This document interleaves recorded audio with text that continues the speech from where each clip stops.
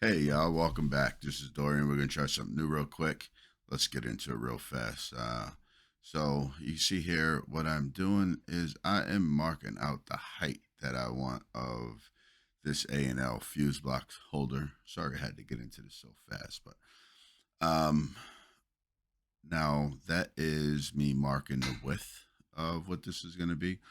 And now what you see me doing is I am gonna pick the height of this is actually gonna be the holes that I'm gonna drill to mount this to the inner fender wall. Now this is the important part. This center line here. You see I made a center line and now I'm gonna measure off of each side of that center line. This is the way you do when you're laying something out. This is how you have precise holes. Always measure from the center out or from one edge up and over. I am punching out the holes there. These are some cheap center punches from Harbor Freight. And that's going to be the holes actually for me to drill to mount the to the inner fender. Now I am punching the holes there for the fuse block holder to mount to this piece of material. All right. And we are going to drill out the holes for those are the two holes to hold the fuse block. And then switch out the drill bit. Boom. And these are the two holes that are actually going to mount to the inner fender wall. All right. So we're just clamping her down.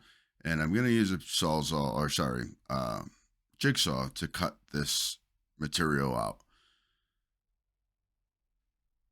Now, in this material, I'm not sure what it's called. We get it from a guy. Actually, one of my friend's brothers imports it from Tennessee. It's like a plywood, but it's actually like a PVC style, like plastic.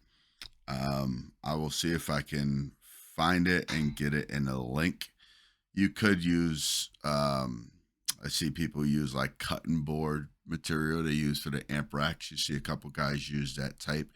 You could use plexiglass. I'm sure there's a host of different materials you can get, even at Home Depot or Lowe's.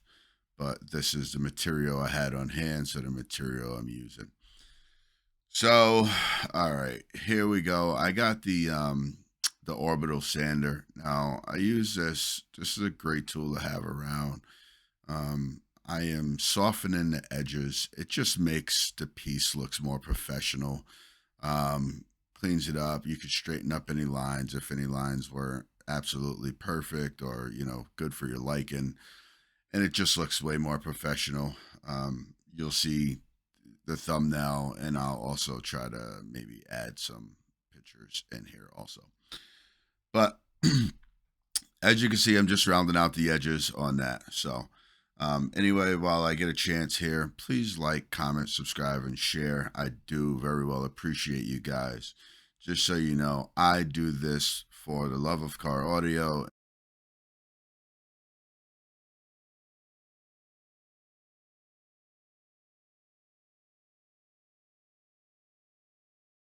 Anyway, I am checking to make sure that that fits on there. It does, and it does great. So what I have here is I have some Allen head, they're button head style Allen screws, all right, or bolts, little bolts, whatever you want to call them.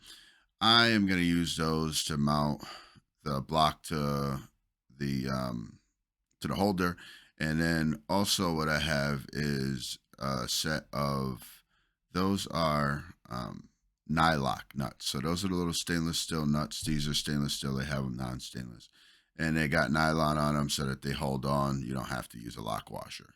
I highly recommend you guys picking up a set of good Allen keys, and good isn't expensive. Those are cheap. Brought them from Harbor Freight, like 13 bucks a bunch of years back ago. They're great.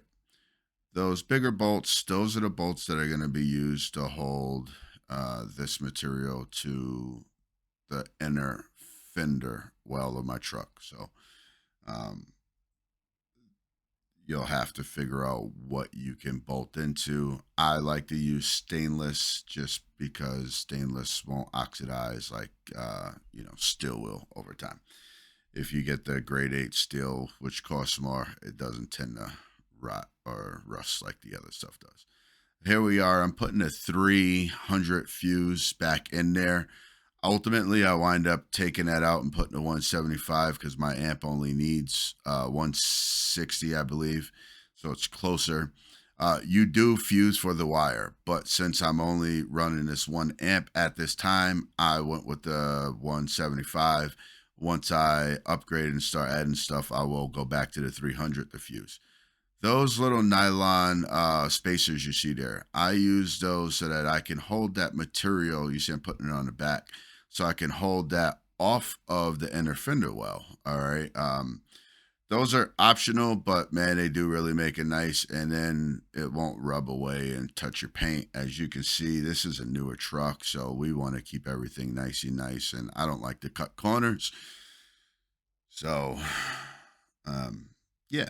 But anyway, yeah, just to show you. So that's a quick little video there, and we will do some more of these how tos. But please like, comment, subscribe, share, and I really do appreciate you guys.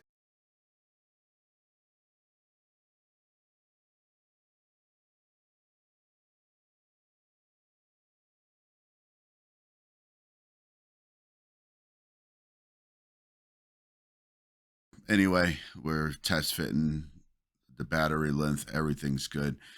We'll catch you later. All right. Peace.